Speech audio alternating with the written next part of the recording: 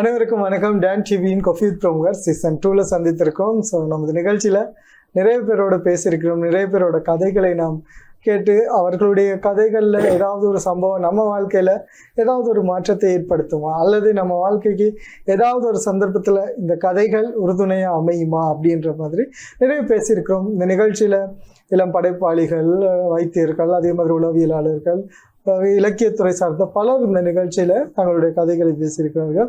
அந்த வகையில் இன்றைய நிகழ்ச்சிக்கு எம்மோடு இணைந்திருக்கிறார் இளம் படைப்பாளி கிரிஷ் அவர்கள். வணக்கம் கிரிஷ். எப்படி இருக்கீங்க? நல்லா இருக்கிறேன். லைஃப்ல எப்படி போகுது? குட். ஏதோ போகுது. ஒரு ஹீரோ, ஒரு இயக்குனர், ஒரு தயாரிப்பாளர், இப்படி எல்லா பக்கத்துலையும் உங்களோட பேர் இப்போ சமீப காலமாக அடிபட்டு இருக்குது. இந்த சினிமா துறைக்குள்ளே போகணும் அப்படின்றது நிறைய இளைஞர்களோட கனவாக இருக்குது. அதுக்காக நிறைய பேர் போராடிட்டு இருக்காங்க. அந்த துறையில் ஏதாவது ஒரு வாய்ப்பை ஏற்படுத்தி உள்ளே போகணும் அப்படின்னு. நீங்கள் எதனால் உள்ளே போகணும்னு நினச்சிங்க?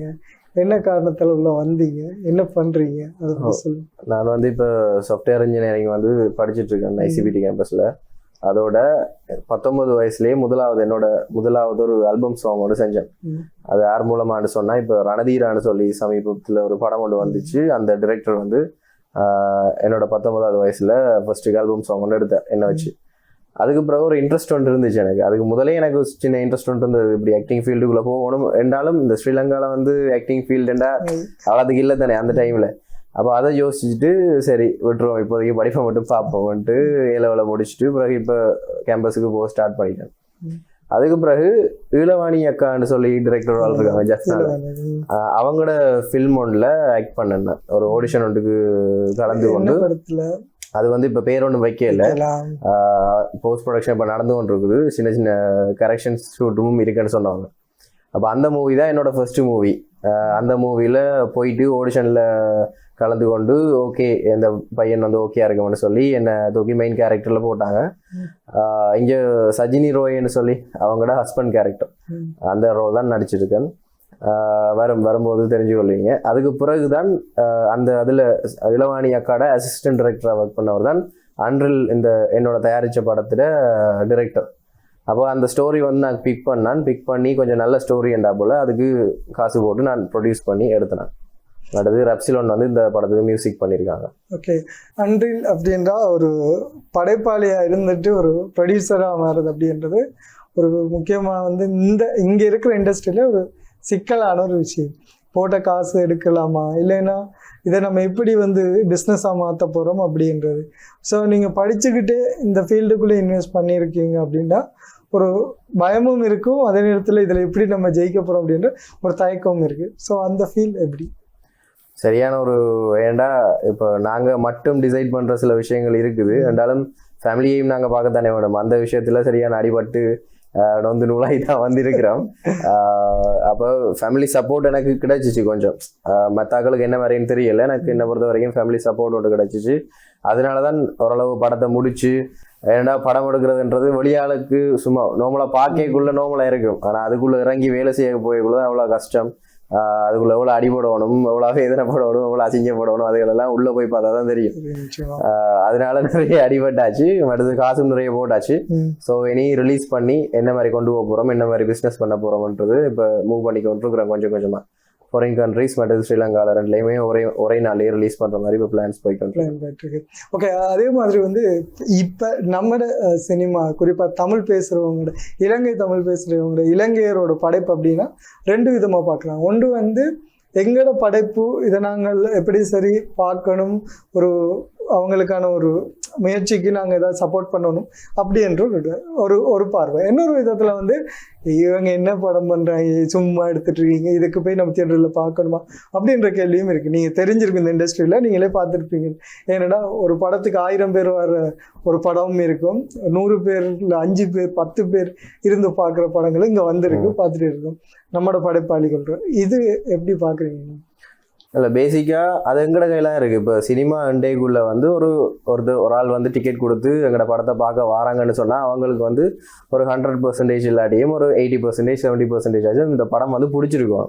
இப்போ ஸ்ரீலங்கான்றதை தாண்டி கண்டென்ட் நிறைய இருக்குது, எவ்வளவோ கண்டென்ட் இருக்குது. இப்போ சமூகத்தில் நடக்கிற கண்டென்ட்டாக இருக்கட்டும், எக்கச்சக்கமான கண்டென்ட் நாங்கள் கற்பனை மூலமாகவே கொண்டு வரலாம். அப்போ நாங்கள் ஒரு ஆடியன்ஸுக்கு நாங்கள் படத்தை கொடுக்கும்போது அவருக்கு வந்து பிடிக்கிற மாதிரி ஒரு படத்தை கொடுத்துட்டோம்னு சொன்னா அது வந்து ஃபேமஸ் ஆகி ஓட போகுது. அவ்வளவுதான் விஷயம். இங்க ஒரு போரான ஒரு படத்தை கொடுக்கும்போது அவங்க வந்து இது ஸ்ரீலங்கன் படம் தானே என்ற ஒரு டோக் வந்து கிரியேட் ஆகுது. அதை வந்து நாங்கள் இல்லாமல் பண்ணணும்னு சொன்னால் ஒரு மலையாள சினிமா அவங்களோட படம்னு சொன்னால் ஒரு ஸ்பெசிஃபிக்காக ஒரு விஷயங்கள் இருக்கும்.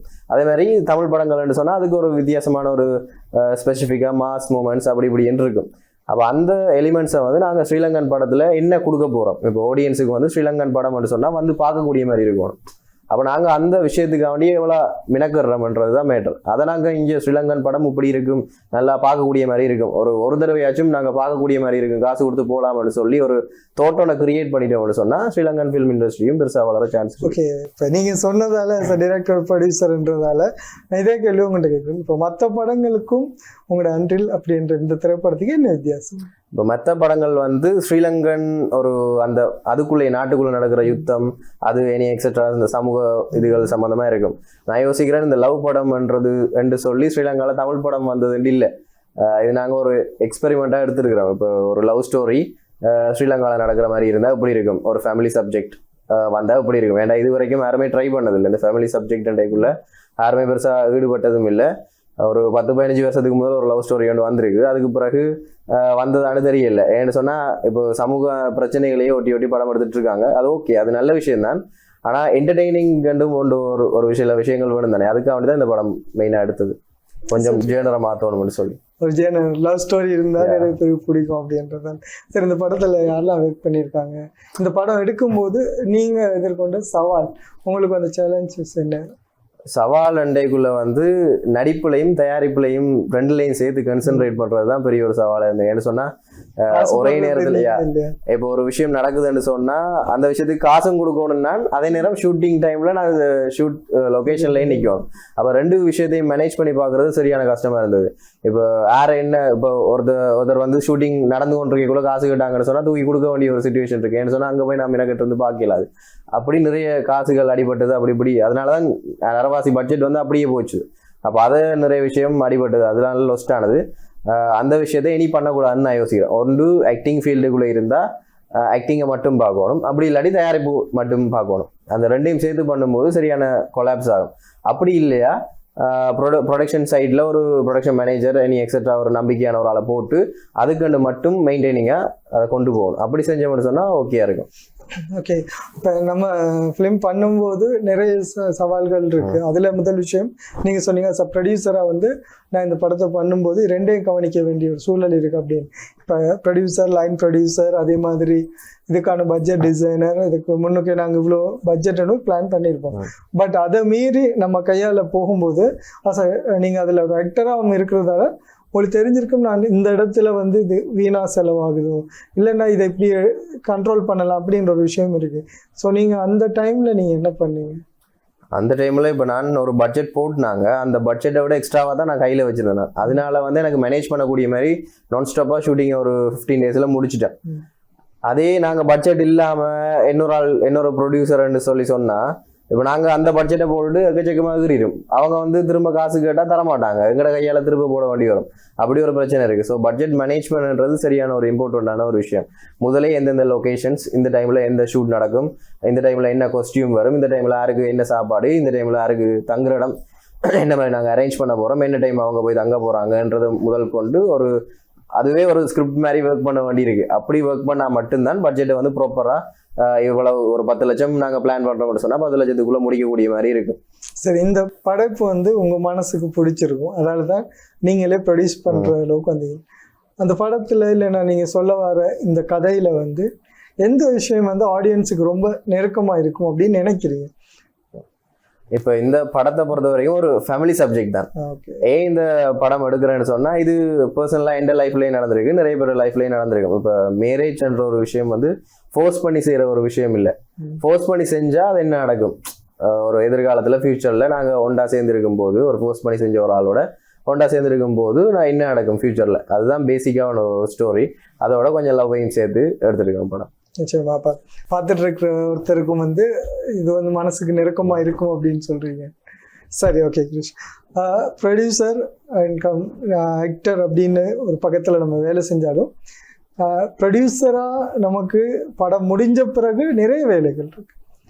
அதில் போஸ்ட் ப்ரொடக்ஷன்லேருந்து ரிலீஸ் பண்ணி தியேட்டரில் வர முதல் ரிவ்யூ வரைக்கும் நமக்கு வந்து ஒரு பயத்தையும் அதே நேரத்தில் தயக்கத்தையும் இந்த படம் என்ன சொல்ல போகுது, ஆடியன்ஸ் இதை எப்படி எடுத்துக்க போகிறாங்க அப்படின்ற வரைக்கும் இருக்குது.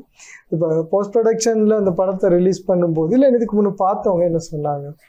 போஸ்ட் ப்ரொடக்ஷன் எல்லாம் முடிச்சு நான் ஒரு ப்ரிவியூ ஷோ ஒன்று போட்டேன் ராஜா தியேட்டரில். ஒரு ப்ரிவியூ மாதிரி ஒன்று போட்டேன். அதாவது எங்களோட சினிமா இண்டஸ்ட்ரிக்குள்ளே இருக்கிறாங்கள மாத்திரம் கூப்பிட்டு ஒரு ப்ரிவியூ ஷோ ஒன்று போட்டேன்.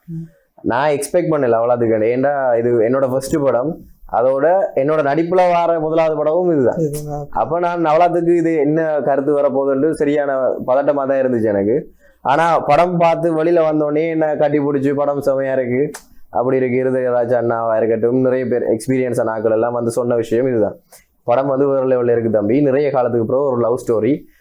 நாங்கள் இப்படி நீங்கள் விளையாட்டுத்தனமாக தெரிஞ்சீங்க, ஆனால் நாங்கள் இவ்வளோத்துக்கு அவுட்புட் வர மட்டும் யோசிக்கலை. ஏன்னு சொன்னால் ஒரு 1 இயரான பார்த்து ஒவ்வொரு விஷயமும் செதுக்கி இருக்கிறோம். அப்போ தேவையில்லாத சீன்ஸ் எல்லாம் கட் பண்ணி தேவையான சீன்ஸ் எல்லாம் மாற்றி அப்படி இப்போ அலெக்ஸ் கோபி தான் எடிட்டர். அவரோட சேர்ந்து மினக்கெடு ஒர்க் பண்ணி மெடுத்து திசோன் வந்து சரியா இன்புட் கொடுத்துருக்கேன். ஏன்னா அவருக்கும் முதலாவது படம் ரெப்சிலோன் திசோன், அவருக்கும் வந்து வெளிவார ஒரு முதலாவது படம். அப்போ அவரும் வந்து சரியா ஒர்க் பண்ணியிருக்கிறார், ஹார்ட் ஒர்க் போட்டு தான் இந்த விஷயங்கள் பண்ணியிருக்குது. மேடம் சவுண்ட் எஃபெக்ட்ஸ் எல்லாம் இந்தியா. அதோட சத்யபிரகாஷ் அண்ணா சிவகார்த்தியன் விஜயோட படத்துல எல்லாம் பாட்டு படிச்சிருக்கார். அவர் எங்கட படத்துல பாட்டு படிச்சிருக்கிறார். அதுவே ஒரு பெரிய விஷயம். அவங்க மூலமா கொஞ்சம் படம் வந்து இன்னொரு ஸ்டெப் முன் வந்திருக்கு, அடுத்த கட்டத்துக்கு போறதுக்கான ஒரு வழி. ஓகே சரி, என்னதான் செஞ்சாலும் ஒரு இளம் படைப்பாளியா வந்து நீங்க இந்த இண்டஸ்ட்ரியில சவால் கொள்ற விஷயங்கள்லாம் என்ன இருக்கு?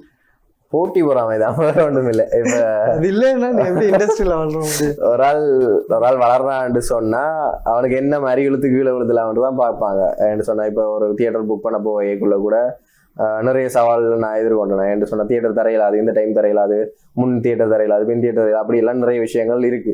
அப்போ நாங்கள் ஒரு விஷயத்தை செய்ய போய்க்குள்ள அவங்க தடுத்தாங்கன்னு சொன்னால் அது மோட்டிவேஷனாக இருக்காது தானே. ஒரு மோட்டிவேஷனாக இல்லாட்டி கூட எங்களை வந்து ஊக்குவிக்காட்டி கூட நாங்கள் எங்களை தடுக்காமல் இருந்தாலே நாங்கள் வளர்ந்துட்டு போயிடுவோம். ஆனால் இவங்க சுற்றி இருந்து தடுக்கும் போது அது சரியான ஒரு நெகட்டிவ் தாட்ஸை உருவாக்கும் தானே. அதுதான் ஒரு பெரிய சவாலாக இருக்கும். சரி, அதே மாதிரி இதுக்கு முன்னுக்கு இந்த இண்டஸ்ட்ரியில் நிறைய பேர் இருக்காங்க. நீங்கள் இப்போ பார்த்து பழகினவங்களா இருக்கலாம், இல்லைன்னு சொன்னால் இந்த இண்டஸ்ட்ரியில் இதுக்கு முன்னுக்கு இருக்கிற சீனியர் ஆர்டிஸ்ட் அண்ட் டிரெக்டர்ஸ் இந்த படம் எப்படி ரிலீஸ் பண்ணுறதுன்ற முதல் கொண்டு வந்து இந்த இண்டஸ்ட்ரிக்குள்ளே பார்த்த நிறைய பேர் வந்து இங்கே இருக்கிறாங்க. ஸோ அவங்களோட எக்ஸ்பீரியன்ஸை நீங்கள் ஏதாச்சும் கேட்டு தெரிஞ்சுக்கிட்டீங்களா? இப்போ நான் நடித்த இந்த அன்றில் படத்தில் கூட நிறைய பேர் எக்ஸ்பீரியன்ஸான ஆர்டிஸ்ட் தான். ஏன்னு சொன்னால் இப்போ நான் வந்து புதுசு, ஹீரோயின் வந்து புதுசு. ஸோ நான் யோசிச்சேன் மற்ற எல்லாருமே எக்ஸ்பீரியன்ஸான ஒரு ஆளாக இருக்கணும் என்று யோசித்தபடியாக நிறைய பேர் எக்ஸ்பீரியன்ஸான ஆட்கள் மட்டும்தான் போட்டுனாங்க. அதனால எனக்கு அவங்க மூலமாக நிறைய விஷயங்களை கற்றுக்கொண்டேன். ஏன்னு சொன்னால் அவங்க வந்து ஒரு சீனை என்ன மாதிரி ஆக்ட் பண்ணுறாங்க, அவங்களோட ஐஸ் எக்ஸ்பிரஷன்ஸில் இருந்து சின்னில் இருந்து நோஸில் இருந்து என்ன மாதிரி ஆக்ட் பண்ணுது, அவங்களோட ஃபேஸ் ரியாக்ஷன்ஸ் வந்து என்ன மாதிரி இருக்குது, அவங்க எத்தனை டேக் எடுக்கிறாங்க என்ற ஒரு விஷயம் இருக்குது. இப்போ நாங்கள்லாம் சொல்ல போனால் ஒரு டயலாக் சொல்கிறோம்னு சொன்னால் அதுக்கு முன்னாடி ஒரு அரை மத்தியாலம் 1 மத்தியாலம் ப்ரிப்பேர் பண்ணிட்டு தான் நாங்கள் செய்வோம். அப்படி ஒரு சில விஷயங்கள் இருக்குது. ஆனால் அவங்க வந்து ஒரு சீனை கேட்டோடனே டக்குனா இதுக்கு இப்படி ரியாக்ஷன்ஸ் கொடுக்கலாம்னு சொல்லி சிம்பிளாக முடிச்சுட்டு போயிடுவாங்க. அவங்க கொடுக்குற ஒவ்வொரு ரியாக்ஷன்ஸும் புதுசாக இருக்கும். நாங்கள் வந்து சில நேரம் போட்ட ரியாக்ஷன்ஸே திரும்ப போடுவோம். ஆனால் அவங்க வந்து ஒரு எக்ஸ்பீரியன்ஸான ஆர்டிஸ்ட்குள்ள அவங்களுக்கு வந்து இயல்பாகவே அந்த நடிப்பு வந்துடும். அதான் நிறைய விஷயங்கள் நான் கற்றுக்கொண்டேன். அந்த சிபிரியா அக்காவாக இருக்கட்டும், அடுத்து மாணிக்கம் ஜெகனண்ணா, மகாலிங்கம், அவங்களோட ஒய்ஃப், நிறைய பேர் இருக்காங்க. ஸோ அவங்க மூலமெல்லாம் நிறைய எக்ஸ்பீரியன்ஸ் எடுத்துக்கொண்டேன். அப்போ புது ப்ரொடியூசர் அண்ட் டைரக்டர் அண்ட் ஆக்டராக வந்து உள்ள வந்து இவ்வளோ பேரையும் கோஆர்டினேட் பண்ணி கொண்டு போகிறது எப்படி உங்களுக்கு ஒரு சவால்? கஷ்டம் தானே, ஈஸியன்ட் இல்லை. ஒரு வேலையுமே கஷ்டம் தானே, எல்லா வேலையுமே கஷ்டமாக தான் இருக்கும். அதுக்கேற்ற மாதிரி எனக்கு நிறைய பேர் சப்போர்ட் பண்ணாங்க பேக்ரவுண்டில். எனக்கு நிறைய பேர் இப்படி செய் விடாதேன்னு சொல்லி கொஞ்சம் ஒரு ஊண்டுகோலாக இருந்துச்சு அந்த விஷயங்கள். அதனாலதான் இவ்வளவுக்கு நான் வந்திருக்கிறேன். இல்லாட்டி வந்து கஷ்டம் தான். மத்தாக்களுக்கு எல்லாம் இல்லாட்டி பேக்ரவுண்ட் சப்போர்ட்டும் ஒன்றும் இல்லாமன்னு சொன்னா சரியான கஷ்டமா தான் இருக்கும். இப்போ எனக்கு பின்னால நிறைய பேர் இருந்து ஊக்குவிச்சபடியா நான் இந்த ஒரு மாதிரி படத்தை முடிச்சு கொண்டு வந்தாச்சு. இப்போ ப்ரீமியர் கொழும்புல பிவிஆர்ல அந்த மாதிரி மற்றது இப்போ ஸ்ரீலங்கால மாத்திரம் ஒரு 15 தியேட்டர்ஸ் கன்ஃபார்ம் ஆயிருக்குது. மற்றது ஃபாரின் கண்ட்ரீஸ்ல வந்து ஒரு 7 கண்ட்ரீஸ்ல ரிலீஸ் பண்ண போறோம். அது பேர் வந்து அன்றில் அப்படின்ற அன்றில்ன்றது ஒரு காதல் பறவை, ஒன்று இல்லாம ஒன்று இருக்காது. அதனாலதான் அந்த ஒரு படத்துக்கும் இதுக்கும் சம்பந்தமா இருக்குன்னு சொல்லி போட்டு வச்சது. நிச்சயமா எங்க கூட இளம் தயாரிப்பாளர் நடிகர் கிறிஷ் இருக்காரு. ஸோ கிறிஷ் அன்றில் அப்படின்ற ஒரு படத்தை தயாரித்து நடித்து இப்போ வந்து திரைக்கு வர இருக்குது. ஸோ அந்த படம் நம்ம ஆடியன்ஸுக்கு ஒரு வித்தியாசமான உணர்வை கொடுக்கும் அப்படின்னு சொல்லியிருந்தீங்க. காதல் அப்படின்னா எல்லாருக்குமே பிடிக்கும், அதில் ஜெயிச்சவங்களுக்கு பிடிக்கும், தோத்தவங்களுக்கும் பிடிக்கும். ஸோ உங்கள் லைஃப்பில் அந்த மாதிரி ஏதாச்சும் சம்பவம் நடந்திருக்கா? காதல் உண்மை அடிப்படையாக வச்சுன்னு சொன்னீங்க. இல்ல தட் மீன்ஸ் ஒரு உண்மையை அடிப்படை வச்சு எதை சொன்னான்னு சொன்னா அந்த ஃபேமிலி ப்ராப்ளம் சொன்னான். இப்போ போஸ்ட் பண்ணா என்ன நடக்கும்னு சொல்லி அதைத்தான் சொன்னான். மற்றபடி எனக்கு மேரேஜ் ஒன்றும் ஆகல, அதுதான் நான் சொன்னேன். அவ்வளவு அதைத்தான் நான் மெயின் பண்ணி சொல்ல வந்தேன். இப்போ காதல் அண்டைக்குள்ள வந்து ஒரு இளம் பெண்ணோட வர்றது மட்டும் காதல் அண்டு இல்ல தானே, எல்லாரோட என் அம்மாவோட வர்றதும் காதல் தான், வெளியில சொல்லி வர்றதும் காதல் தானே. நான் சொல்ல ஒரு கதையை கொண்டு போகும்போது அது சம்பந்தமான ஒரு அனுபவம் இருந்திருக்கா? இல்ல நீங்க அனுபவத்துல சொன்னதால தான் கேட்டேன், எனக்கு என்ன தெரியுமா? இது வந்து இந்த ஸ்டோரியை பொறுத்த வரைக்கும் எந்த லைஃப்ல நடந்த ஸ்டோரி இல்ல, இது வந்து டிரெக்டரோட லைஃப்ல நடந்த ஸ்டோரி. அது டிரெக்டர் இருக்கும்போது அவர்கிட்ட கேட்டீங்கன்னா சரி. சரி, அதே மாதிரி இப்ப இந்த படம் நான் பண்ணிட்டேன் அப்படின்னா பொதுவா இண்டஸ்ட்ரியில இப்ப நான் நிறைய பேரோட பேசுனதால நிறைய பேரோட பழகுறதால ஒரு படம் நம்ம கஷ்டப்பட்டு நம்ம காசை போட்டு பண்ணிடுவோம். ரெண்டாவது படம் கொஞ்சம் கஷ்டமா இருக்கும். சரி, நம்ம படைப்பு நல்லா இருந்தா 2-3வது ப்ரொடியூசரே யாராச்சும் வருவாங்க. அதுக்கு பிறகு பார்த்தா அது பத்தோடனா அது அப்படி குறைஞ்சு போறது பார்க்கலாம். ஸோ நீங்க இன்றைக்கு எடுத்து வச்சிருக்கிற இந்த படி அடுத்த கட்டத்துக்கு போறதுக்கான வாய்ப்புகள் இருக்கா தொடர்ந்து? இப்போ நான் இந்த இண்டஸ்ட்ரிக்குள்ள இறங்கினதுக்கு ரீசனே தொடர்ந்து படங்கள் பண்ணணும், ஏதாவது ஒரு ப்ரொஜெக்ட் செஞ்சுட்டு இருக்கணும். மெயின் டார்கெட்டே இந்தியாவில் ஒரு ஃபில்ம் ஒன்று பண்ணணும், ஒரு ஃபில்ம் ஆச்சும் பண்ணணும். அதுதான் என்னோட மெயின் டார்கெட்டு. இப்போ அது இன்றைக்கு நடக்குமா நாளைக்கு நடக்குமான்னு தெரியாது, ஆனால் நான் தொடர்ந்து ட்ரை பண்ணிகிட்டே இருப்பேன். இப்போ நான் என் கரியரும் முக்கியம், அதே நேரம் படிப்பும் முக்கியம், ரெண்டையும் மெயினாக பார்க்கணும். அப்போ அது ரெண்டையும் மெயினாக பார்க்குறபடியே தான் நான் கொஞ்சம் படிப்பில் கொஞ்சம் கன்சன்ட்ரேட் பண்ண வேண்டி இருக்கிறபடியே இந்த சினிமா இண்டஸ்ட்ரிக்குள்ள வந்து ஃபுல்லாக இறங்கல நான். ஸோ அப்படி இருந்தும் இப்போ HR ப்ரொடக்ஷன் சொல்லி ஒரு ப்ரொடியூசர் இங்கே கொழும்பு தான், அவர் தான் இப்போ நெக்ஸ்ட் படம் வந்து ப்ரொடியூஸ் பண்ணுற ஒரு சைக்கோ த்ரில்லிங் ஸ்டோரி உண்டு. ஓகே, இப்போ இந்தியாவில் போயிட்டு ஃபிலிம் பண்ணணும் அப்படின்னு வரும்போது இங்கே இருக்கிற படைப்பாளிகளும் சரி, இன்னைக்கு நம்ம கூட இருக்கிற நண்பர்களும் சரி, ஏன் அங்கே போய் பண்ணணும்? இங்கே இண்டஸ்ட்ரி இருக்கும்போது, இல்லை இங்கே ஒரு இண்டஸ்ட்ரிக்கான வாய்ப்புகள் இருக்கும்போது இங்கே உருவாக்கலாம், இல்லை இங்கே செய்யலாம் தொடர்ந்து அப்படின்ற ஒரு கேள்வி இருக்கும்போது, இல்லை நீங்கள் போய் இந்தியாவில் தான் பண்ணணும் அப்படின்னா எதுக்காக? ஏன்னு சொன்னா இப்போ ஸ்ரீலங்கால இருக்கிற எங்களுக்குன்ற ஒரு இருக்கிற ஆடியன்ஸை விட இந்தியாவை கம்பேர் பண்ணக்குள்ள சினிமாக்குன்ற ஒரு இருக்கிற ஆடியன்ஸ் வந்து கூட. இப்போ நாங்க அங்க போய் பண்ணும்போது எங்களோட ஃபேஸ் வந்து வெளியால தெரிகிற வீதம் வந்து கூடயா இருக்கு. ஃபாரின் கண்ட்ரிஸா இருக்கட்டும், நாங்க நார்மலா பார்ப்போமே ஒரு இந்தியன் படம் ஸ்ரீலங்கால ஓடுறதுக்கும் ஸ்ரீலங்கன் படம் ஸ்ரீலங்கால ஓடுறதுக்கும் அவ்வளோ டிஃப்ரெண்ட் இருக்கு. அதனாலதான் இப்ப இந்தியால பண்ணும்போது, இந்தியால பண்ணிட்டு நான் வந்து ஸ்ரீலங்கால பண்ணும்போது அது இன்னும் கொஞ்சம் ரீச் ஆகும் தானே. இப்போ நான் ஒரு ஃபேமஸான ஒரு ஆக்டர் ஆகிட்டேன்னு சொன்னேன் இந்தியாவிலேருந்து நான் இங்கே வரேன், ஸ்ரீலங்காவில் நான் ஒரு படம் மட்டும் கமிட் பண்ணுறேன், ஒரு கோடிக்கு ஒரு படம் மட்டும் கமிட் பண்ணுறேன்னு சொன்னால், இப்போ நான் நார்மலாக இருக்கைக்குள்ள ஸ்ரீலங்கன் படம் பண்ணுறதுக்கும் இப்போ இந்தியன் ஆக்டராக இருக்கைக்குள்ள நான் ஸ்ரீலங்கன் படம் பண்ணுறதுக்கும் நிறைய டிஃப்ரெண்ட் இருக்கு. இப்போ ரீச் கூடவா இருக்கு. இப்போ நீங்கள் சொல்கிறது ஓகே, ஆனால் நிறைய யங்ஸ்டர்ஸ் நம்ம நாட்டு பசங்க நிறைய பேர் வந்து இங்கேருந்து தென்னிந்தியாவில் போயிட்டு படம் பண்ணணும் அப்படின்னு நிறைய பேர் போயிருக்காங்க. அதே மாதிரி அங்கே இருந்து நடித்தவங்க நிறைய பேர் இங்கே வந்திருக்காங்க. ஸோ அவங்கள 2 பேரையும் வச்சு கொலாபரேஷனில் வந்து இங்கே வச்சு பண்ணலாமே அப்படின்னு ஒரு கேள்வி வரும் இல்லையா? இப்போ அது ஓகே. இப்போ நாங்கள் ரீச் ஆகணும்ன்ற விஷயம் ஒன்று இருக்குல்ல, இப்போ எத்தனை நாள் தான் நாங்களும் இப்படியே இருக்கிறது, அந்த ஒரு விஷயமும் இருக்குல்ல. அதில் இப்போ நம்ம ஒரு ஆர்கியூமெண்ட்டாக பார்த்துக்கிட்டா, இப்போ நம்ம ரீச்சை தாண்டி ஒரு படைப்பு வந்து உலகம் ஃபுல்லாக பேசணும், பேச பொருளாக உலகத்தில் எத்தனையோ நாடுகள்ல இருந்து நிறைய படைப்புகள் வருது. எவ்வளோ படைப்புகள் வந்து உலகம் ஃபுல்லாக வந்து தெரிய வருது. ஆஸ்கார் வின் பண்ணுது. குறிப்பாக வந்து சொல்லணும்னா பட்ஜெட்டே இல்லாமல் பண்ண பல படங்கள் கூட இருக்குது. அப்படி இருக்கும்போது நம்ம அங்கே போயிட்டு நம்முடைய ஒரு அடையாளத்தை காட்டுறதை விட இங்கே இருந்து அதை உருவாக்குனா அது நம்ம பேரும் சொல்லும், வாழ்நாள் பூரா ஒரு அடையாளமாக இருக்கும் அப்படின்ற ஒரு கேள்வியும் இருக்கும். பொதுவாக எல்லா விதத்துலையும் பேசுவாங்க தானே. அப்படி ஒரு கேள்வி உங்ககிட்ட கேட்டால் நீங்கள் சொல்ல போகிற பதில் என்ன? அப்படி ஒரு கேள்வியை கேட்கும்போது இப்போ என்ன நான் சொன்ன விஷயம் அதுதான். இப்போ என்ன பொறுத்த வரைக்கும் தான் நான் இந்தியாவில் போய் பண்ணணும்னு சொன்னேன். இப்போ சில பேர் வந்து இங்கேயே செய்யறதுக்கு நிறைய பேர் இருக்காங்க, நிறைய டேலண்டான ஆட்கள் இருக்காங்க. அதை நாங்கள் வடிவாக யூஸ் பண்ணணும்னு சொன்னால் எங்களுக்கு ஒரு ரீச் ஒன்று இருக்கணும். இப்போ நார்மலாக இப்போ ஜனனி எடுத்துக்கொள்ளுங்களேன். ஜனனி வந்து இப்போ ஸ்ரீலங்காவில் இருக்கும் வரைக்கும் எந்த சான்ஸுமே வரையில்லை. இப்போ சொன்ன ஒரு விஷயத்துக்கு போனா பிறகு ஸ்ரீலங்கால எவ்வளவு சான்ஸ் வருது. அப்படி பார்க்கும்போது நாங்க ஒரு ரீச் வந்து கட்டாயம் வேணும். இப்போ ஸ்ரீலங்கன் ஆர்டிஸ்டா இருந்தா கூட இப்போ ஒரு ஸ்ரீலங்கா யாழ்ப்பாணத்துல ஒரு ஆர்டிஸ்ட் வைங்களேன், அவங்கள எத்தனை பேருக்கு தெரியும்? இப்போ ஸ்ரீலங்கால ஒரு எத்தனை பேருக்கு தெரியும்? நீங்க இப்படி சொல்றீங்கன்னா அதை கோவிச்சுக்கோங்க. இல்ல ரியாலிட்டியே நான் கதைக்கிறேன். இப்ப ஸ்ரீலங்கன் யாழ்ப்பாணம் ஆர்டிஸ்ட் சொன்னா அவங்களுக்கு வந்து இப்ப கொழும்புல இருக்கிற ஆக்களுக்கு யாழ்ப்பாணத்து ஆக்களை தெரியாது. அதுதானே ரியாலிட்டி.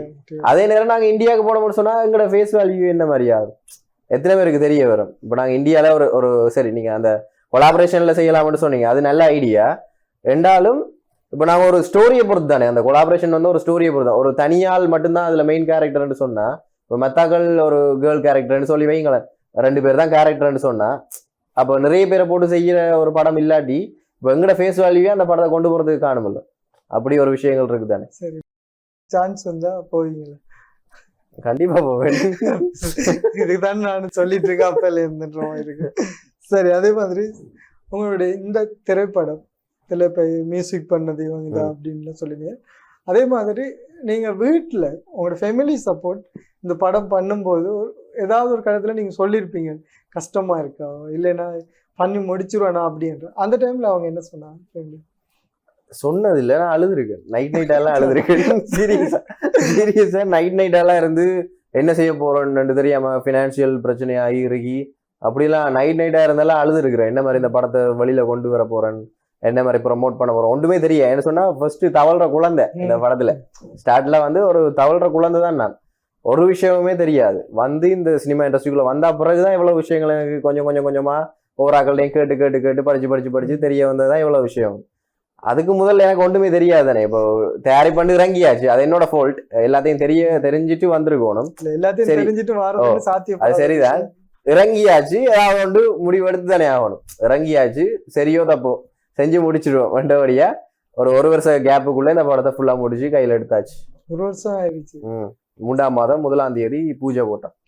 ஒரு 4ஆம் மாதம் 5ஆம் மாதம் மாதிரி ஷூட்டிங் போனாங்க. சரி, ஓகே. இப்ப இது முழு ஷூட்டிங் எங்க நடந்துச்சு? யாழ்ப்பாணம், வவுனியா, மன்னார், வடமாகாணத்திலே ஃபுல்லா எடுத்துட்டீங்க. ஓகே, இந்த படத்தை பத்தி இவ்வளவு நேரம் நம்ம பேசணும். குறிப்பா சொல்லணும் அப்படின்னா படத்துல சம்பவங்கள், அதே மாதிரி அதுக்குள்ளே இருக்கிற கதைக்களம், அது எதை பத்தி பேசுது அப்படின்ற விஷயம் இருக்கு. ஆனா ஒரு ஆடியன்ஸ் இங்க இருக்கிற நான் எதுக்காக அந்த படத்தை போய் பார்க்கணும்ன்ற தேவை ஒன்று இருக்கு. பொதுவா இங்க இருக்கிற படங்களோ இல்லை இங்க வர படைப்புகள்லயோ முதல் கேள்வியா வர ஒரு விஷயம் இதுதான், நான் எதுக்கு போய் பார்க்கணும் அப்படின்றது. அதுல நிறைய காரணிகள் இருக்கு, நிறைய காரணம் இருக்கு. ஒருத்தரும் அவங்க பாயிண்ட் ஆஃப் வியூல ஒரு காரணம் சொல்லுவாங்க. இப்ப ப்ரொடியூசரா உங்களுக்கு வந்து எந்த காரணமும் தேவையில்லை, எங்களோட படைப்பு வந்து பார்க்கணும் அப்படின்ற ஒரு விஷயம் கட்டாயம் இருக்கு. அப்ப நான் எதுக்கு பார்க்கணும் அப்படின்றத நீங்க ப்ரொடியூசராகவும் சரி நடிகராகவும் சரி நீங்க சொல்லுங்க. இப்ப இந்த படம் என்னதுக்கு பார்க்கணும்னு சொன்னா ஒரு 1 ஹவரோ 2 ஹவரோ ஒரு என்டர்டெயின்மெண்ட். இப்ப நீங்க இந்தியன் சினிமா வந்தா என்னத்துக்கு போய் பாக்குறீங்க? அதுல இருக்கிற கருத்தை எடுத்து நீங்க சமூகத்துக்கு செய்யறதுக்கு இல்லை தானே, ஒரு என்டர்டெயின்மெண்ட். அதுக்காக வேண்டிதான் இந்த படமும் பார்க்கணும். அதுக்காக வேண்டிதான் இந்த படம் உருவாக்கி இருக்கிறோம். நீங்க ஜஸ்ட் ஃபார் என்டர்டெயின்மெண்ட்டுக்கு மட்டும் வந்து பார்த்தாலே ஓகே. இதுல வந்து எந்த வித சமூக கருத்தோ எனி எக்ஸெட்ரா அது வந்து அவங்களோட தொடர்புடையதான் இருக்கட்டும். என்ன நடக்கும் ஃபியூச்சர்ல அந்த விஷயங்கள் வந்து சில விஷயங்கள் இப்ப ஒன்றா இருக்கும் போது என்ன நடக்கும் அந்த பிரச்சனைகளை காட்டியிருக்கிறோம். அதே நேரம் ஒரு என்டர்டெயின்மெண்டா இருக்கும். காமெடி நிறைய இருக்கு இதுல. அஜந்தன் சிவா என்றவர் வந்து மெயின் ரோல், அந்த காமெடி ரோல் வந்து பண்ணியிருக்கிறார். பெர்ஃபெக்டா பண்ணியிருக்கிறார். நீங்க படம் பார்க்கும்போது தெரியும். டிக்கெட் கொடுத்தீங்க? 5 டிக்கெட் ஆர்டர் பண்ணியிருக்கேன். பிவிஆர்ல 1ஆம் தேதி வந்து பிரீமியர் போட போறோம். இப்ப இந்த ஆகஸ்ட் 1. இப்ப பிரீமியர் போடுறதுக்கு எல்லா பிளான்ஸும் போய்கிட்டு இருக்குது. அதுக்கான இதுகள் போட்டுட்டு அனௌன்ஸ்மெண்ட் பக்காவா வரும். வாழ்த்துக்கள். தொடர்ந்து நிறைய படங்கள் பண்ணுங்க அப்படின்றதுக்காக. சரி, ஒரு படைப்பாளி, டைரக்டர் இன் ஃபியூச்சர்ல அதே மாதிரி ஏகே அப்படின்ற ஒரு ஃபர்ஸ்ட் லுக்கா இல்லைன்னா ஒரு அனௌன்ஸ்மெண்ட் போஸ்டரா தெரியல, அதுவும் ஒன்று ரிலீஸ் பண்ணிருக்கோம். அது என்ன காரணத்தால இல்லை எதுக்காக அப்படி ஒரு விஷயம், இல்லை அது ஒரு ஷூட்டிங் ப்ரொசஸ்ல இருக்கா, இல்லை அது படம் போறீங்க? இப்பதான் ஸ்கிரிப்டட் ஒர்க்கே போய்கொண்டு இருக்குது. நாங்க ஜஸ்ட் ஒரு அடுத்த படம் செய்ய போறோம், இதோட நிறுத்த இல்லை சொல்லி கன்ஃபார்ம் பண்றதுக்காக வேண்டி அந்த ப்ராஜெக்டை வந்து நான் அனௌன்ஸ் பண்ணிருக்கேன். ஃபீல்டுல நாங்க இருக்கிறோம்.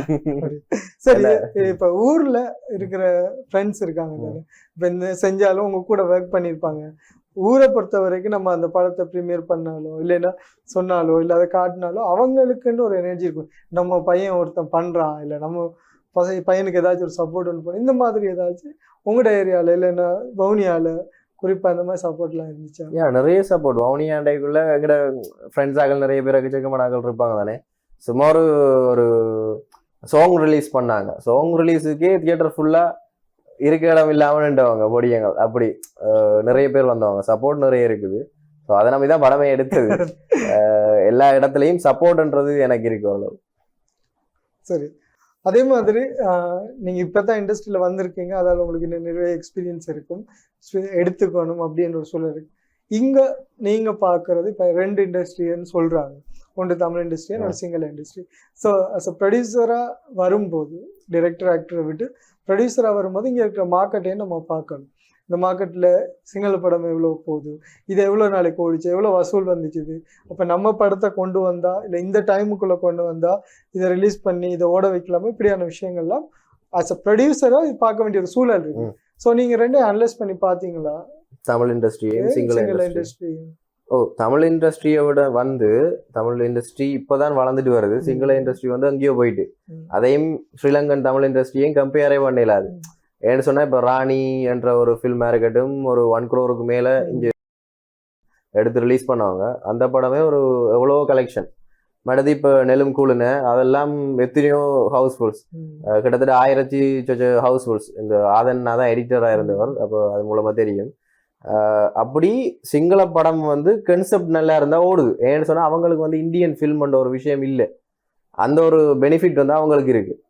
இப்போ இந்தியன் ஃபில்ம்ன்ற ஒரு பேசிக்கான ஒரு பெரிய ஒரு பிம்பம் இருக்கிறபடியாக தான் ஸ்ரீலங்கன் இண்டஸ்ட்ரி இன்னும் வளராமல் இருக்கு. ஸ்ரீலங்கன் படம் தானே என்ற மாதிரி ஒதுக்குறாங்க. அதே நேரம் இந்த இந்தியன் படம்ன்றது ஒரு கட் பண்ணி போட்டு நாங்கள் ஸ்ரீலங்கன் இண்டஸ்ட்ரியில் தமிழ் படம் மட்டும்தான் வருது, இந்தியன் படங்கள் ஸ்ரீலங்காவில் வராதுன்னு சொன்னால் வேற சாய்ஸ் இல்லை அவங்களுக்கு. ஸ்ரீலங்கன் படங்களை பார்த்தே ஆகணும், அப்படி ஒரு விஷயம் இருக்கு. இப்போ சிங்கள இண்டஸ்ட்ரியை பொறுத்த வரைக்கும் அப்படி ஒரு இது இல்லை. தமிழ் படங்களை பார்க்கறதுன்றது இப்போ விஜயோட படங்கள் பார்ப்பாங்க, ரஜினியோட படங்கள் பார்ப்பாங்க, பட் அது சூர்யாவோட படங்கள் அப்படி கொஞ்சம் வேற படங்கள்லாம் பார்ப்பாங்க. அதுவும் தமிழ்லயே பார்த்துட்டு போயிடுவாங்க. அதே நேரம் ஆனால் அவங்களுக்கு சிங்கள இண்டஸ்ட்ரி பெரிய ஒரு விஷயம், அதுதான் மெயின் டார்கெட்டே அவங்கள. அதனாலதான் இந்த டிவி சேனல்ஸ் எல்லாம் அவ்வளோ அதுக்கு ஏர்ன் பண்ணி கொண்டு இருக்குது, நிறைய விஷயங்கள் நடந்து கொண்டு இருக்குது. ஓகே, நீங்கள் சொன்ன விஷயத்துலேருந்து எனக்கு ஒரு சந்தேகமா இல்லை எனக்கு ஒரு கேள்வியாக நான் கேட்குறேன்டா. இப்போ நீங்களே சொன்னீங்க ஒரு மலையாள படம் நம்ம பார்க்குறோம். மலையாள படம் அப்படின்னு சொன்னாலே நமக்கு ஒரு 5 வருஷத்துக்கு முன்னுக்கோ 6 வருஷத்துக்கு முன்னுக்கோ ரொம்ப தூரமாக இருந்துச்சு. ஆனால் இன்றைக்கு ஓடிடி இருக்கிறதாலேயோ இல்லைன்னா ஏதாவது ஒரு சைட்லேருந்து மலையாள படம் பார்க்குறாங்க, ஈரான் ஃபிலிம்ஸ் பார்க்குறாங்க, ஸ்பானிஷ் பார்க்குறாங்க, ஜப்பான் பார்க்குறாங்க, சைனீஸ் பார்க்குறாங்க. இப்படி எந்த மொழியில் வந்தாலும் அதெல்லாம் கடந்து பார்க்குறாங்க. அதாவது ரசனைகள் மாறிடுச்சு அப்படின்னு சொல்லுவோம். குறிப்பாக நமக்கு மம்முட்டி மோகன்லால் தெரிஞ்சிட்டு இருந்த இடத்துல இன்றைக்கு ஃபஹத் ஃபாசில தெரியும். அதே மாதிரி அதில் இருக்கிற இண்டஸ்ட்ரியில் இருக்கிற ஒரு தொகை பேரை நமக்கு தெரியும், அடையாளப்படுத்துகிறோம். இப்போ ரசனை மாறிட்டா இல்லைன்னு சொன்னால் நல்ல கதை அம்சங்களை தேடி மக்கள் போகிறாங்களா அப்படின்ற ஒரு கேள்வி இருக்குதானே. இப்போ இதை தாண்டி இப்போ எங்கே ரிலீஸ் ஆகிற மலையாள படங்கள் ரிலீஸ் ஆகுறது இல்லை, ஒன்று ஓடிடியில் வரணும், இல்லை அதை மீறி நல்ல பிரபலமான ஒருத்தரோட படங்களாக இருந்தால் பிவிஆர் ஒரு சில திரையரங்கில் மட்டும் வரும். ஆனால் நமக்கு அந்த படங்கள் ஏதோ ஒரு விதத்தில் சேருது. அது காரணமாக அமைகிற விஷயம் ரசனையோட தேவை, ரசனையோட மாற்றம் அப்படின்லாமே. ரசனை என்றதை தாண்டி கதை தான். இப்போ மக்கள் எது கரெக்ட், எது எங்களுக்கு என்டர்டெய்னிங் பண்ணுறதுன்றது சரியா செலக்ட் பண்ணுறாங்க. இப்போ நார்மலாக ஒரு பெரிய ஆர்டிஸ்ட் நடிக்கிறாங்கன்றதுக்கு அவனி போய் பார்க்கல. அதுக்கு ஒரு எக்ஸாம்பிளாக இந்தியன் 2 சொல்லலாம். இந்தியன் 2 எவ்வளோ பெரிய ஆர்டிஸ்ட் அதில் நடிச்சிருந்தாலும் ஆக்கள் பார்த்தாங்களான்றது டவுட் தானே. ஒரு 150 crore தாண்டி ஓடல படம், அவ்வளோ பெரிய பட்ஜெட்டில் எடுத்த படம், கதை இல்லாதபடியே பெருசாக ஓடல. அதே மாதிரி கதையை நாங்கள் கரெக்டாக கொடுத்தோம்னு சொன்னால் ஓகே. அது கதையை தாண்டி இன்னொரு விஷயம் இருக்குன்னு சொன்னால் டெக்னிக்கலாக பெர்ஃபெக்டாக இருக்கும். இப்போ படம் படம்னு சொல்கிற அளவுக்கு இருக்கும். இப்போ ஸ்ரீலங்கன் ஆக்களை பொறுத்த வரைக்கும் அதுதான் பெரிய ஒரு மிஸ்டேக். படம் படம் என்று சொல்ற அளவுக்கு இருக்கும் இல்லைங்க. சும்மா நோமலா போன்ல எடுத்த மாதிரி இருந்தா அது படம் என்று சொல்லல. அது குவாலிட்டி அந்த ஒரு விஷயம் இருக்கு, தரம்ன்ற ஒரு விஷயம் இருக்கு. அதை நாங்க இது மாத்தி கிதி எதுவும் செஞ்சோம்னு சொன்னா அது போறதுக்கு சான்ஸ் இல்லை. கிரிஷ், அதாவது நிறைய விஷயம் பேசுனீங்க, சினிமா அது அதெல்லாம் அப்படி தள்ளி வச்சிருக்கோம், பர்சனலுக்குள்ள வரும். சரி, உங்க கனவு ஏதாவது நோக்கி போ. உங்க கனவு என்ன? கனவு மெயினா என்னோட ட்ரீம்னு சொன்னா பிஸ்னஸ் தான். ஒரு பிஸ்னஸ் ஸ்டார்ட் பண்ணி வாழ்ந்து காட்டணும், அவ்வளோதான். சரி, ஓகே. சரி, தனியை போய் மனசுக்கு ரிலாக்ஸாக இங்கே இருந்தால் எனக்கு ரொம்ப சந்தோஷம் அப்படின்னு நீங்கள் நினைக்கிற ஒரு இடம் என்னோட ரூம் தான். கதைகளை பேசுவேன். வீட்டை போனேன்னு சொன்னா டோரை லாக் பண்ணிட்டு என் பாட்டுல போயிட்டு தூங்கிடுவேன். அதுதான் பீஸ்ஃபுல்லான ஒரு இடம்.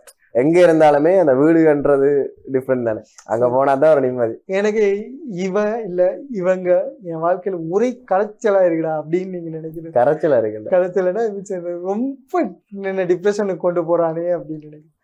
ஃப்ரெண்டா இருக்கலாம், பாய் ஃப்ரெண்டா இருக்கலாம், இல்லாட்டி பெண் தோழியா இருக்கலாம். அப்படி அவ்வளோத்துக்கு இல்ல. இதெல்லாம் சொல்லி எங்க அப்பா அம்மா அடி வாங்க விரும்பல. அந்த பிரச்சனை ஒன்று இருக்கேன்னா. சரி, ஓகே, நெக்ஸ்ட். சரி, உங்களுக்கு லைஃப்ல மோட்டிவேஷனல் இருக்கிற ஒருத்தங்க அப்படின்னா யாரு? மோட்டிவேஷனா இருக்கிறேன்னு சொன்னா என்னோட அம்மா நிறைய சப்போர்ட் பண்ணுவாங்க. இதை செய் இதை செய்யாதன்னு நிறைய விஷயங்கள் சொல்லுவாங்க. அம்மா அப்பா தாமே. அம்மா அப்பா. சரி, படத்துல எதுவும் மெசேஜ் சொல்லணும்னு நினைச்சா இனி வரப்போற படங்கள்ல முக்கியமா என்ன சொல்லுவீங்க? என்ன சொல்லுவீங்கன்னு சொன்னா அது டிரெக்டர் கையில இருக்கு. என்ன சொன்னா நான் வந்து ஒரு நல்ல ஸ்டோரி டிரெக்டர் கதையை ப்ரொடியூஸ் பண்ணுவேன். ஒரு நல்ல ஸ்டோரியா இருந்தா ப்ரொடியூஸ் பண்ணுவேன். அது ஒவ்வொரு டிரெக்டரோட மைண்ட் செட்லாம் இருக்கு. இப்போ சமூகத்துக்கு ஒரு விஷயம் நல்லதா தோணுச்சுன்னு சொன்னா அதுக்காக வேண்டி கிரிஞ்சும் பண்ணல, அது ஒரு பெர்ஃபெக்டான ஒரு விஷயம் இருந்துச்சுன்னு சொன்னா செய்யலாம். சரி, அதே மாதிரி நமக்கு வந்து பர்சனலா நிறைய லைஃப்ல ஒரு விஷயங்கள் இருக்கு. இப்போ நீங்கள் இன்றைக்கு நடிப்பு துறையில் குறிப்பாக சொல்லணும்னா சினிமாக்குள்ளே வந்திருக்கீங்க. அதில் வாங்கின இல்லை வாங்கணும்னு நினைக்கிற அதிகூடிய சம்பளம் எவ்வளோ நினைக்கிறீங்க? இப்போ கேட்டு வச்சுக்கோ. ஃபர்ஸ்ட் ஆஃப் ஆல் இந்த சினிமாக்குள்ளே வந்தது வந்து சேலரி வாங்கணுமெண்டோ இதை மூலமா உழைக்கணுமெண்டோ இல்லை. இது வந்து என்னோட பேஷன்.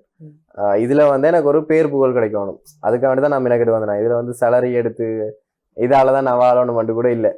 அந்த ஒரு விஷயம் தான் இது. இந்த சினிமா இண்டஸ்ட்ரிக்கு ஸ்ரீலங்கால நாங்க எவ்வளவு உதவியலுமோ அவ்வளோ அதுக்கு உதவணும் என்ற ஒரு நோக்கம் தான். நான் நடிக்கிற, அதாவது நீங்க நடிக்கிற ஒரு திரைப்படத்துல இந்தியாலயா இருக்கலாம், சரி இந்தியாலன்னு வச்சுக்கோ, ஹீரோயினா இவங்களை தான் போடணும்னா யாரும் சொல்லுவீங்க? ஹீரோயினா போடுறது ஹீரோயினே வேணாம்னு சொல்லுவேன். சிங்கிளா இருந்தா நல்ல ஸ்டோரியா இருந்தா எதுக்கு வம்பு? இல்ல இது வரைக்கும் ஓகே, எதுக்கு வம்புன்றதான் இங்க பிரச்சனை. சரி, ஓகே. நான் இல்ல நீங்க as a டிரெக்டரா இல்லைன்னா ப்ரொடியூசரா இவரை வச்சுதான் படம் பண்ணணும்னு நினைச்சா அது யாரு ஹீரோ இந்தியால? இந்தியால இங்க ஹீரோ இருந்தா சொல்லலாம், இங்கேயும் கூட சஜஸ்ட் பண்ணலாம். இங்க வேணா அங்க ஒண்ணு சொல்லிருங்க. இங்க டிரெக்டரா நீங்க கேக்குறது என்ன? டிரெக்டரா ப்ரொடியூசரா? ரெண்டு டிரெக்டரா ப்ரொடியூசரா? எனக்கு வந்து இங்க ஆர்ஜே நிலுவை வச்சு பண்ணணும் வேண்டாம், நல்ல கேரக்டர், ஆளும் சூப்பர் பர்சன், என்னோட க்ளோஸ், அவரை வச்சு பண்ணணும்ன்ற ஒரு தோட்டம் இருக்குது.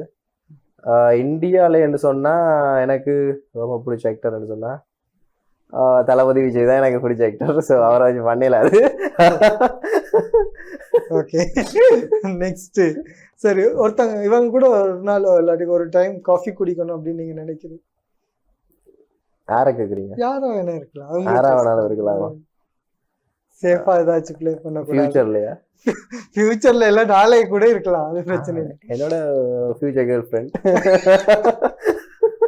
சரி, ஓகே, ரொம்ப நன்றி, நிறைய விஷயம் பேசியிருந்தீங்க. அடுத்தது உங்களோட படத்தை பத்தி ஒரு கேள்வி இருக்கா? வெளிநாட்டு திரையரங்குகள் எல்லாம் ரிலீஸ் பண்ணப்ப எந்தெந்த நாடு பிளான் பண்ணிருக்கீங்க? Australia, France, German, Canada, Norway. அதுக்கான ஏற்பாடுகள் எல்லாம் ஓகே? எல்லாம் பிளான் பண்ணி இப்போ காய்ச்சி கொண்டிருக்கிறோம். ஒரு தியேட்டர்ஸாக காய்ச்சி கொண்டிருக்கிறோம். காய்ச்சிட்டு நீ ப்ரொமோஷன் ஸ்டார்ட் பண்ணுறது. சரி, ஓகே. ஏன்னா இங்க ஒரு படத்தை ரிலீஸ் பண்றேன்னா நீங்க சொன்ன மாதிரி ப்ரமோஷன் வேலை செய்யறதுக்கோ இல்லைன்னா அதுக்கான செலவுகள் அப்படின்னு பார்க்கும்போது ரொம்ப பெரிய அளவுல இருக்கும். இந்த ஒருத்தர்கிட்ட கொண்டு போய் சேர்க்கறதுக்கும் அதுக்காக என்ன ஐடியா வச்சிருக்கீங்க?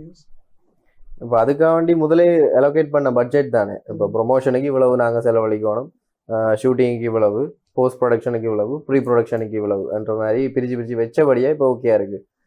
ரெண்டாலும் ஒரு லட்சக்கணக்கில் செலவாகும். அப்படியும் போஸ்டர்ஸ், பேனர்ஸ், மேட்டது இப்போ லீஃப்லெட் அதுகள்லாம் கொடுக்குறேன்னு சொன்னால் நிறைய செலவாகும் தானே நம்மளாவே.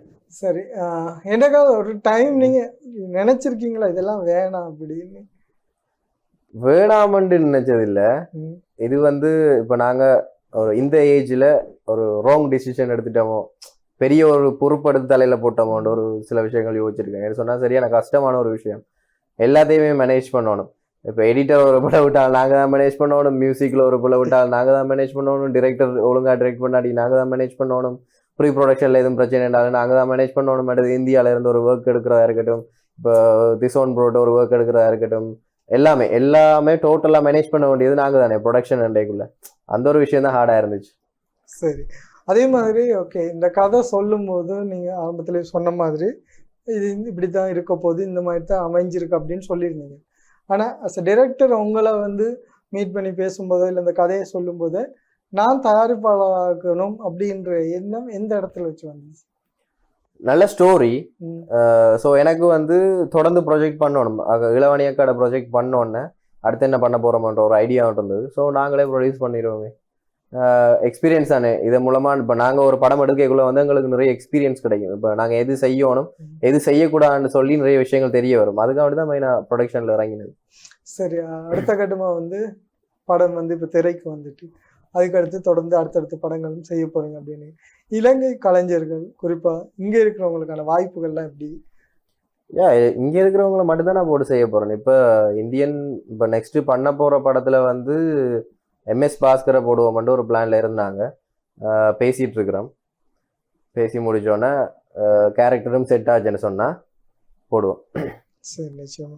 அதே மாதிரி உங்களோட லைஃப்ல இல்லைன்னு சொன்னா அடுத்தடுத்த படங்கள் எல்லாம் வந்து தொடர்ச்சியாக இங்கே இருக்கிற ஆர்டிஸ்ட் எல்லாம் வச்சு செய்ய போறீங்க அப்படின்னு இவங்களுக்கு இல்லை இந்த மாதிரி இருக்கிறவங்களுக்கு கட்டாயம் வாய்ப்பு கொடுக்கணும் அப்படின்னு நீங்க நினைக்கிற ஆளுங்க யாராச்சும் இருக்காங்களா?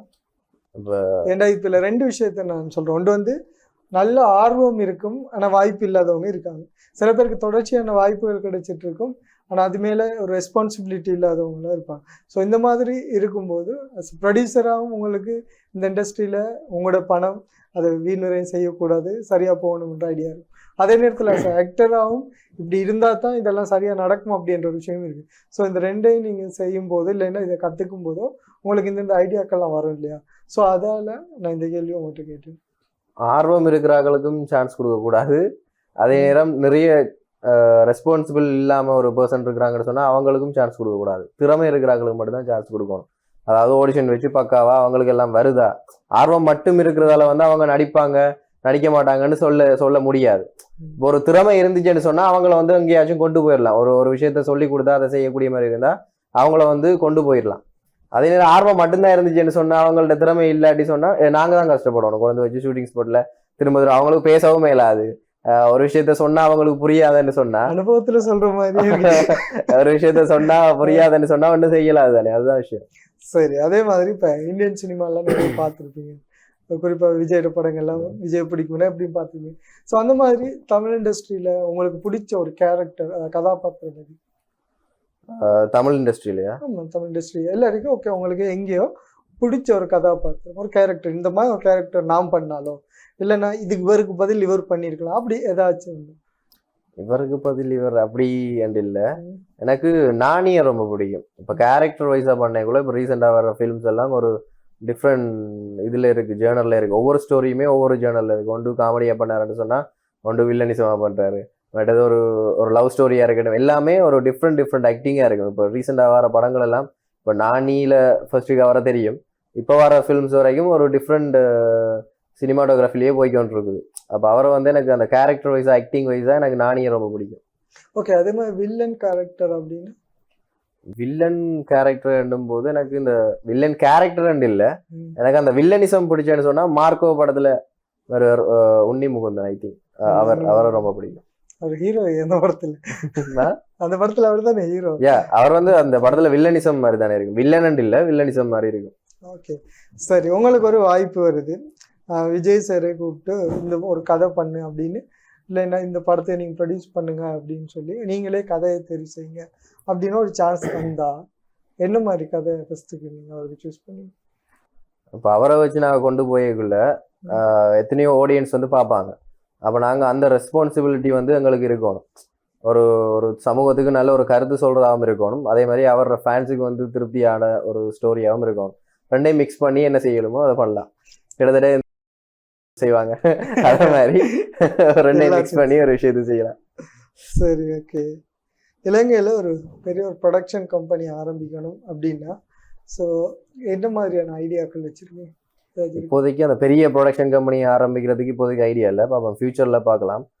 ஐடியா இருக்குது, இப்போதைக்கு இல்லை. கொஞ்சம் மூவ் ஆகட்டும். சினிமான்ற ஒரு விஷயம் வந்து கொஞ்சம் மூவ் ஆகி ஸ்ரீலங்காவில் ஒரு சினிமா இண்டஸ்ட்ரி ஒன்று உருவாகட்டும். இப்போ சிங்கள இண்டஸ்ட்ரி மாதிரி தமிழ் இண்டஸ்ட்ரின்னு சொல்கிற அளவுக்கு வரட்டும். அதுக்கு பிறகு சரி, இங்கே இருக்கிற ஆர்டிஸ்டில் நீங்கள் பார்த்து வியந்த இல்லை நல்ல கேரக்டர் பண்ணுறாங்க அப்படின்னு தொடர்ச்சியாக இருக்கிற இல்லை தொடர்ச்சியாக பார்க்குற ஃபாலோ பண்ணுற கேரக்டர்ஸ் இல்லை ஆர்டிஸ்ட் யார்? எனக்கு இருதயராஜ் அண்ணா ரொம்ப பிடிக்கும். அதே நேரம் மகாலிங்கம் அவரையும் ரொம்ப பிடிக்கும். இருதயராஜ் அண்ணெல்லாம் நிறைய கேரக்டர்ஸ் வந்து பண்ணுறாரு. இப்போ புங்குடுதீவேன்னு சொல்லி ஒரு சாங் எல்லாம் பண்ணவர், அவரையும் ரொம்ப பிடிக்கும். ஏன்டா ஒரு ஆக்டிங்ன்றது வந்து டிஃப்ரெண்ட் காட்டுவார், ஒவ்வொரு சீன்ஸ்லேயும் ஒரு விஷயங்களை காட்டுவார். அப்போ அவரை வந்து ரொம்ப பிடிக்கும். சரி, இறுதியாக அவங்களோட படம் திரைக்கு வரப்போகுது, என்ன சொல்ல விரும்புறீங்க அதை பற்றி சொல்லுங்கள். நான் நேரம் நெருங்கிட்டு படம் வந்து இதையும் சொல்லிடுங்க. சிங்கிளா வந்து பார்க்கணுமா இல்லைன்னா? சரி, இல்ல அது இது லவ் ஸ்டோரி தானே, ஸோ கமிட்டடா வந்து பார்க்கலாம், சிங்கிளா வந்து பார்க்கலாம். சிங்கிளா இருக்கிறவங்க ஒன்றும் செய்யலாம் தானே, ஃபேமிலியா வந்து பார்க்கலாம். வந்து பாருங்க, படம் எப்படி இருக்குன்னு சொல்லுங்க. கன்ஃபார்மா உங்களுக்கு எல்லாருக்கும் பிடிச்சிருக்கும். ஸ்ரீலங்கால வந்த படங்களே இது கொஞ்சம் பெஸ்டா இருக்கும். தமிழ் இண்டஸ்ட்ரியில வந்த படங்களுக்குள்ள இந்த படம் வந்து பெஸ்டா இருக்கும். அது வந்து 100% நான் சொல்லுவேன். மியூசிக் வைஸா இருக்கட்டும், டெக்னிக்கல் வைஸா இருக்கட்டும், குடும்பங்கள் கொண்டாடும் வெற்றி, அப்படிதான் ஆகணும்னு எனக்கும் ஆசை. ஸோ இது வந்து பெஸ்டான ஒரு படமா இருக்கும். ஸ்ரீலங்கன்ல வந்த ஒரு படங்கள்ல தரம் வந்து பார்த்தா இது வந்து ஒரு பெஸ்டான ஒரு படமா இருக்கும். ஸ்டோரி வைஸ் ஒரு தரமான ஒரு படமா இருக்கும். ஸோ எப்போ என்ன சொல்லி ரிலீஸ் டேட் அனௌன்ஸ் பண்ணுவோம், கண்டிப்பாக வந்து தியேட்டர்ல பாருங்க. ஓகே, ஃபைனலாக வந்து இன்றைக்கு இருக்கிற சூழலில் வந்து நம்ம படம்னா எப்பயுமே டிக்கெட் வாங்கி போகிறத விட டிக்கெட் கேட்டு போகிற பழக்கம் தான் கூட. ஸோ அது பற்றி உங்கள் ஆஸ் அ ப்ரொடியூசராக உங்கள் கருத்து என்ன? டிக்கெட் கேட்டு போகிற மீன்ஸ் கேட்டு நாங்களா கொடுக்குறதா? இப்போ கால் பண்ணி இல்லை நான் சொல்லி இப்போ நான் கூட சொன்னேன் 5 டிக்கெட் புக் பண்ணி அந்த மாதிரி கேட்டு போகிறது, காசு கொடுத்து வாங்கி போகிறது அப்படின்றது. பொதுவாக வந்து நம்ம படம் தானே என்னத்தை காசு கொடுத்து வாங்கிப்போம் அப்படின்ற மாதிரி சிலர் இருப்பாங்க. இலங்கை படத்துக்கு இருந்து காசு கொடுத்து போகணும். ஸோ அதை ப்ரொடியூசராக காசு கொடுத்து போகிறது அதை ஒவ்வொருத்தர் மைண்ட் செட் தானே. இப்போ ஒரு விஷயம், இப்போ நாங்களும் காசு போட்டு தான் எடுக்கிறோம். அப்போ அதை வந்து நாங்களும் வாழணும், நீங்களும் வாழணும். உங்களுக்கு வந்து ஒரு என்டர்டெயின்மெண்ட்டாக இருக்கணும். அதே நேரம் இப்போ நாங்கள் வந்து லொஸ் ஆகவும் மேலாது. 2 விஷயங்களும் பார்க்கக்குள்ள ஒரு டிக்கெட் ப்ரைஸ் ஹையாகவும் வைக்கக்கூடாது. ஒரு 2000 3000 வச்சா அவங்க வந்து பார்க்கறதில்ல, அது டிக்கெட் பார்க்காம தான் போகணும், ஒன்றும் செய்யலாது. அதே நேரம் 500 1000 அந்த மாதிரி வைக்கக்குள்ள ஒரு தடவை போய் சப்போர்ட் பண்ணுறதுக்கு நிறைய பேர் இருப்பாங்க. இப்போ ஸ்ரீலங்கன் படத்துக்குன்னே சப்போர்ட் பண்ணுறதுக்கு நிறைய பேர் இருப்பாங்க. இங்கே ஸ்ரீலங்காவில் இல்லாட்டியும் ஃபாரினர்ஸ் வந்து நிறைய சப்போர்ட் பண்ணுவாங்க ஸ்ரீலங்கன் படங்களுக்கு வந்து நிறைய. அது இப்போ நான் நிறைய விஷயம் பார்க்குறேன். ஸோ நிறைய பேர் வந்து ஸ்ரீலங்கன் படங்களுக்கு சப்போர்ட் இருக்கு. ஸோ அந்த விதத்தில் கொஞ்சம் சந்தோஷம். நிச்சயமா ரொம்ப நன்றி கிறிஸ், இங்கே வந்ததுக்கு. இந்த நேரத்தில் உங்களுடைய இந்த விஷயங்கள் எல்லாம் சக்ஸஸாக மாறணும், அன்றில் படம் வந்து குடும்பங்கள் கொண்டாடும் வெற்றியா மாறணும் அப்படின்னு வாழ்த்துக்களை குறிக்கிறோம். ரொம்ப நன்றி. தேங்க்யூ. இன்றைய நிகழ்ச்சியில் நம்மோடு இணைந்திருந்தார் கிறிஸ், தயாரிப்பாளர், நடிகர். அதே மாதிரி இன்றைய நிகழ்ச்சிக்கு ஒளிப்பதிவில் ஈடுபட்டிருந்த சுதர்சினி, திவாகர், சஞ்சய், சல்மான் ஆகியோருக்கும் நன்றி குறிக்கொண்டு மற்றும் ஒரு நிகழ்ச்சியில் மற்றும் ஒரு ஆளுமையோட சந்திக்கும் விடைபெறும் நான். நன்றி, வணக்கம்.